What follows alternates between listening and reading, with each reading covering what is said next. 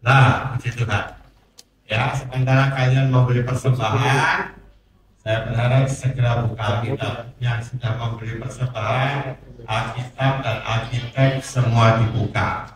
Supaya pagi ini, kalau kalian dengar firman Tuhan, kalian dapat mengikuti dengan baik. Yang kedua, saya berharap kamu dengar firman baik-baik. Kalau ada yang kurang jelas, nanti boleh tanya. Yes? Ya, lebih baik bertanya daripada sesat di jalan. Ya, oke. Buka Alkitab. Kitab Suratan Galatia pasal 5 ayat 25. Hari ini temanya adalah hidup dipimpin oleh Roh Kudus. Hidup dipimpin Roh Kudus. Bagaimanakah hidup dipimpin Roh Kudus? Galatia 5 ayat 25. Yang bawa Alkitab dibuka.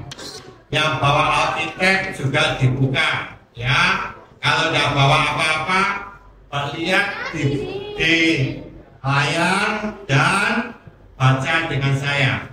Ya, baca dengan saya dengan suara yang keras. Ya, ya. Udah, duduk saja. Please sit down. Ya, dengar ya. Oke, saya berharap semua dengan saya. Jangan dengar suara-suara yang minir. Ya, oke. Enggak, Alkitab sudah siap. Ayo baca. 2, 3. Jikalau kita hidup, baiklah hidup kita juga dipimpin. Hidup kita dipimpin Roh. Kemarin kita bicara bagaimanakah Roh Kudus bekerja dalam setiap hidup anak-anak Tuhan. Roh Kudus dikaruniakan Allah untuk memperlengkapi. Ya, Roh Kudus diberikan untuk memperlengkapi. Kalau diperlengkapi artinya sebelumnya tidak apa? Tidak lengkap. Kalau yang tidak lengkap, maka Roh Kudus diperlengkapi. Kenapa kok tidak lengkap? Karena manusia hidup di dalam dosa. Sehingga setiap manusia yang lahir di dunia, begitu dia lahir, seorang bayi itu ada hal yang kurang dalam diri manusia. Meskipun dia sempurna, bodinya sempurna, tubuhnya sempurna, tapi ada yang kurang. Apa yang kurang? Karena tidak ada kehidupan. Karena kehidupan hanya ada kalau Allah ada di dalam hidup manusia. Makanya juga setelah dia dewasa dan ngerti firman, malah memperlengkapi setiap orang yang percaya dengan Roh Kudus supaya diperlengkapi. Dan kalau diperlengkapi, kita hidup dipimpin Roh Kudus. Saya tanya sekarang, hidup dipimpin Roh Kudus itu enak atau tidak enak? Siapa setuju bilang enak? Angkat tangan. Ayo. Oh, hampir 95% setuju. Siapa yang tidak bilang tidak enak dipimpin Roh Kudus? Jujur. Siapa lagi? Ada? Apakah hidup dipimpin Roh Kudus itu enak atau tidak enak? Enak enggak? Enak. Pasti. Pasti. Sure. Saya katakan, pada dasarnya manusia itu tidak enak dipimpin Roh Kudus. Dasarnya. Kenapa? Karena memang manusia ini di dalamnya ini belum sudah ada dosa. Dan tidak enak. Buktinya apa? Paling gampang buktinya. Mana yang lebih enak? Nonton sepak bola ataukah kamu dengar datang kebaktian? Ayo. Jujur. Jujur. Ya apa ya? Orang jujur diberkati Tuhan. Kenapa? Karena memang dasarnya memang tidak suka. Ayo pilih mana? Kamu diundang pesta, ya, kamu datang ke bagian puasa doa. Saya jujur. Kenapa dah? Ayo pilih mana kira-kira? Kalau engkau dipimpin Roh Kudus, engkau pun akan mengalami perkara besar. Ya, ayo yang kedua. Aku terus jawab. Ya, tidak mantap ya. Kisah Rasul pasal 9. Kisah Rasul 9 ayatnya yang ke-20 dan 10. Kisah Rasul 9 ayat 10. Kisah Rasul kok kita buka Roma. Kisah Rasul pasal 9 ayat 10. Tadi ada pasal 8, sekarang ayat 9. Pasal 9. Ini cerita dari seorang namanya Saulus. Saulus sebelum jadi Paulus. Saulus ini seorang ahli Taurat muda. Ya, kemudian tapi dia punya pekerjaan spektakuler. Membantai, membunuh orang-orang Kristen. Semua orang Kristen dibabat, dibunuh, dihabisi. Ini Saulus. Tapi sewaktu dia berjalan dari Yerusalem ke Damsyik. Damsyik itu sekarang kota namanya Damaskus. Damaskus, dia berjalan ke sana, dia melihat sinar yang terang dari langit, dia jatuh terjerebak, dia buta, nggak lihat apa-apa. Kemudian sewaktu dia buta, dituntun sama konco-konconya, dibawa masuk ke kota Damsyik. Nah, waktu di Damsyik dia itu puasa. Berpuasa, Tuhan, aku ini salah apa Tuhan? Apa yang harus saya perbuat Tuhan? Dia berdoa. Dia minta ampun sama Tuhan, intinya ke sana. Nah, Alkitab berkata, di kota itu ada seorang murid. Pasal 9 ayat 10, baca. 2, 3. Di Damsyik. Stop. Namanya siapa? Ananias. Ananias ini muridnya siapa? Muridnya siapa? Ingat ya, Ananias murid Tuhan, bukan murid Petrus, bukan murid Yohanes, bukan murid Andreas, tapi Ananias adalah murid Tuhan. Saya berharap kalian di kelas Yerusalem ini bukan muridnya C. Christine, bukan muridnya Besaliel, bukan muridnya Koyohan, bukan muridnya siapa manusia, tapi kamu adalah muridnya siapa? Muridnya Tuhan. Kalau kamu muridnya Tuhan, kamu akan mengalami perkara yang ajaib. Tuh, 5 menit deh. Saya ingin mari tutup ya. Ya, habis ya. Ya, tapi habis. Waktu. Ya, sekarang baca. Terus 2, 3. Di Damsyik ada firman Tuhan kepadanya satu penglihatan. Ananias, jawabnya, you am. Terus 11. Firman Tuhan, mari pergilah ke jalan bernama Jalan Lurus, carilah di rumah Yudas seorang Tarsus yang bersama Saulus. Dia sekarang berdoa. Terus 12. Dalam satu penglihatan, ia melihat bahwa seorang bernama Ananias masuk ke dalam dan menumpangkan tangannya ke atasnya supaya. Terus 13.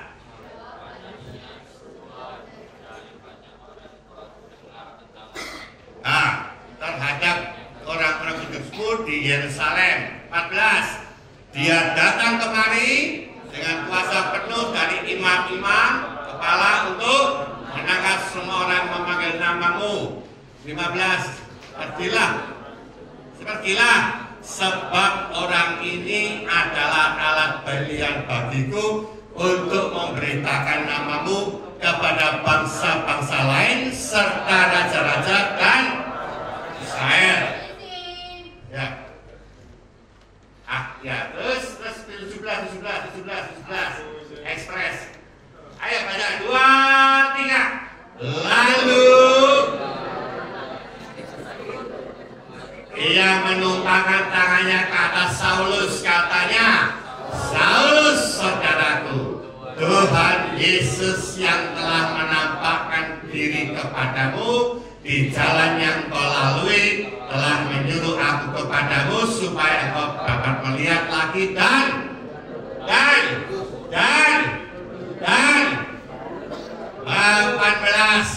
Ekspres 18. Ayo. Dan seketika itu juga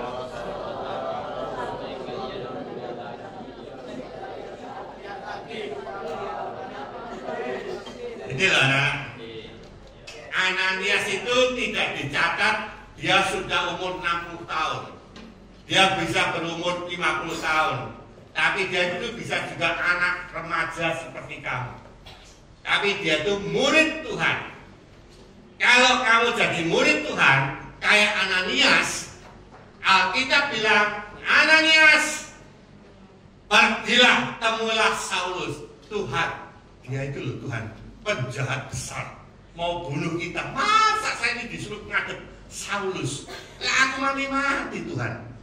Nah itu bilang apa? Ya, pergilah. Dan Alkitab bilang apa? Sewaktu Ananias mendapat perintah Tuhan, Alkitab bilang apa?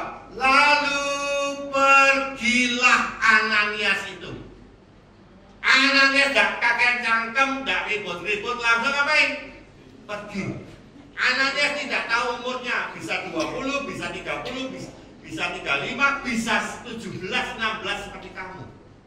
Tapi firman Allah bilang apa? Sewaktu Ananias masuk ke dalam rumah itu, Saulus masih berdoa.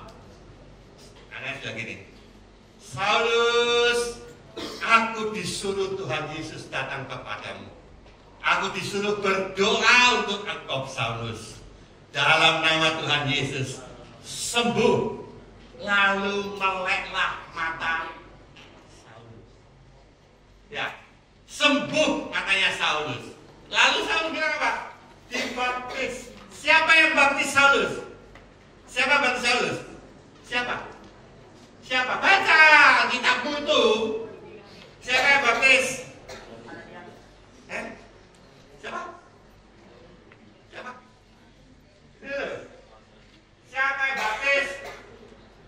Ia bangun lalu dibaptis. Ini cuma siapa? Saulus sama siapa? Ananias. Jadi yang baptis siapa? Ananias. Jadi kalau kamu jadi Ananias, ada seumur kamu kalau dipakai Tuhan, kamu penuh Roh Kudus, kamu dipimpin Roh Kudus, kamu bisa membuat orang itu mendapat kesembuhan, mendapat pemulihan. Kamu juga bisa membaptiskan orang. Ngerti ya? Betapa dahsyatnya Tuhan itu buat kamu. Kalau kamu nurut apa kata firman, kamu hidup dipimpin firman, dipimpin Roh Kudus, kamu akan melihat perkara besar di dalam kehidupan. Yang baptis Rasul nanti Saulus namanya diganti Paulus. Yang membaptis Paulus adalah seorang Ananias, murid Tuhan, bukan muridnya Petrus, bukan muridnya Yohanes, bukan muridnya Andreas, tapi dia murid Tuhan. Artinya, kalau kamu mau hidup dipimpin oleh Roh Kudus, Anda bilang, aduh Tuhan, gak enak Tuhan. Dipimpin Roh Kudus, pergi. Paranono itu Saulus, tumpang tangan, sembuhkan dia, doakan dia, sembuh. Kamu juga sama. Kalau kamu mau hidup dipimpin Roh Kudus, kamu akan dapat membuat perkara ajaib dan besar dalam kehidupan semua. Tidak terbilang, oh saya masih terlalu kecil, Pak, terlalu muda, saya baru SMP, baru SMA. Enggak! Berapapun usia kamu, Kalau kamu mau hidup dipimpin Roh Kudus, maka engkau melihat perkara besar di dalam setiap langkah hidupmu. Yes? Yes. Perkara besar itu terjadi kalau hati ini terbuka untuk Roh Kudus. Nek kamu bilang tidak mau, ya sudah. Kalau kalian yang tidak mau, ya tidak masalah. Tapi tidak tertulis dalam firman Allah. Namanya Ananias. Dan Alkitab bilang Ananias menjadi anak Tuhan yang hebat. Betul. Siapa mau jadi hebat? Hebat. Hebat. Ya. Oke? Ngerti? Ngerti? Nah, ya, kata bedal soalnya ya. Saya mau tanya. Sekarang saya buka. Siapa mau tanya? Loh, ini akan tinggal sama-sama selalu boleh. Siapakah yang mau tanya pada pagi hari ini? Tapi saya udah mau. Masih lama loh. Jam 1 kan udah ya. Jam 1 udah berangkatnya. Dan 12 kali jam 10. Bisa 12 jam. 2 jam itu kalau berjalan dari sini untuk paru. Siapa mau tanya pagi hari ini? Boleh tanya. 1, 2, 3. Ayo. Ada tanya? Siapa tanya? Ada? Tanya di sebelah. Ada. Urut kacang. Ada yang tanya? Ada yang tanya? Ada? Pinter kabel. Wah, gak gitu. Tes. Diri, cuma temen-temen tahu kamu nggak ada. Jadi aku mau tanya, tapi aku nggak tahu kok ini ada hubungannya sama firman ini. Tapi aku mau coba. Iya. Jadi apa yang terjadi kepada Ananias setelah dibaptis atau kejadian? Apa yang? Jadi kepada Ananias setelah dibaptis atau kejadian sebelumnya. Oh. Yang membaptis Ananias ini membaptis Saulus.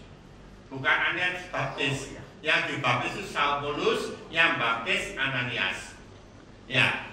Dia tanya, apakah yang terjadi setelah Ananias membaptis Saulus? Alkitab tidak catat. Ananias selalu diangkat jadi Perdana Menteri, jadi wali kota, tidak ada. Yang penting apa yang dibuat oleh Rasul, Ananias juga tidak diangkat jadi Rasul, tidak. Tapi perbuatan Ananias tadi, ya, telah melahirkan seorang Rasul yang jempol, namanya Paulus. Artinya meskipun Ananias tidak tercantum mendapatkan jabatan yang hebat, tapi dia telah hidupnya telah berkarya menghasilkan seorang rasul yang hebat, namanya Paulus. Jadi meskipun kamu bisa berbuat sesuatu yang hebat dan tidak dapat pujian dari manusia, apa masalah? Surga catat kamu. Kamu pilih mana? Dicatat di surga atau catat manusia? Ya, ngerti ya? Jadi kalau kamu berbuat sesuatu yang hebat karena kuasa Roh Kudus yang dia dalam kamu, nggak dicatat manusia, nggak masalah. Yang penting surga itu bangga kepada kamu. Surga itu bangga kepada kamu. Ayo siapa lagi? 1, 2, 3. Siapa lagi? Laki-laki.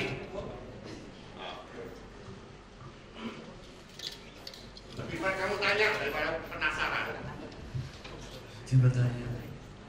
Yang tadi difirmankan bahwasanya kita diperlengkapi dengan Roh Kudus. Bukankah kita sudah disempurnakan waktu Tuhan Yesus itu mati di kayu salib dan bangkit? Ya. Apakah kita memang waktu Yesus bangkit dari kematian, dia berkata pada murid-murid, terimalah Roh Kudus. Betul ya?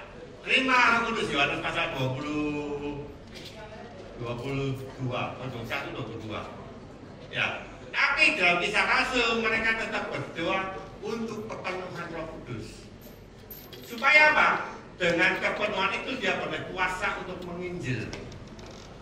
Menginjil butuh apa? Manusia itu pada umumnya sejak lahir itu diikat oleh kuasa dosa, tangannya diikat. Untuk melepaskan ikatan setan, ikatan iblis yang kuat, harus ada kuasa yang lebih kuat dari kuasa setan. Untuk itu kita butuh kuasa Roh Kudus. Kuasa untuk memberitakan Injil, mengusir setan dan sebagainya, itu hanya dapat dilakukan kalau engkau dipenuhi dengan kuasa Roh Kudus. Halo. Kalau nggak bisa. Makanya kenapa kita tuh berdoa, Tuhan penuhi aku, lengkapi aku. Musir setan, orang gendeng, orang setan itu orang gendeng, orang setan. Orang gendeng itu hanya bisa kalau kau diberi Roh Kudus. Kalau nggak bisa. Siapa lagi mau tanya? Cewek. Sekali waktu cewek harus bisa tanya. Laki-laki belakang, tak urut kacang. Cewek mau tanya, bukan? Ya, kakak demen. Nah, udah mau? Hai.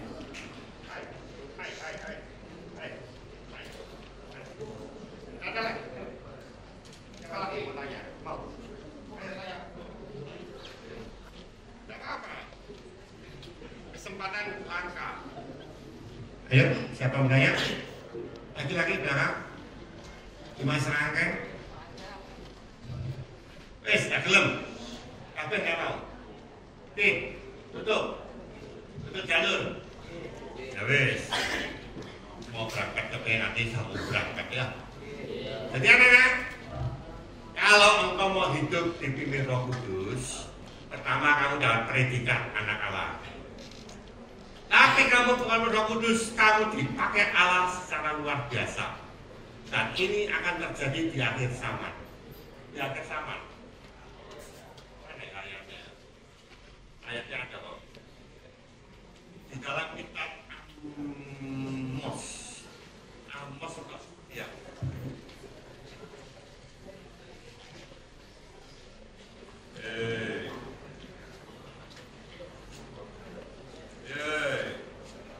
Amos 2 ayat 11.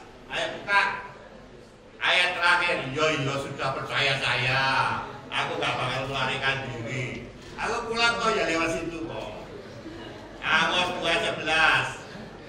Jamnya lebih berapa jam lagi?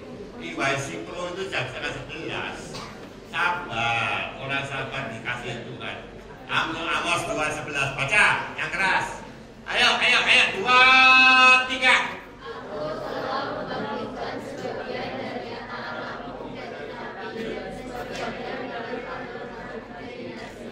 Bukankah betul begitu, hai orang Israel? Demikianlah firman. Saya mulai, saya baca ya. Aku telah membangkitkan sebagian anak-anakmu, teruna-terunamu. Kamu ini anak-anak dan teruna-teruna. Teruna itu anak remaja. Aku membangkitkan anak-anak dan remaja-remaja menjadi apa? Nabi. Tuh.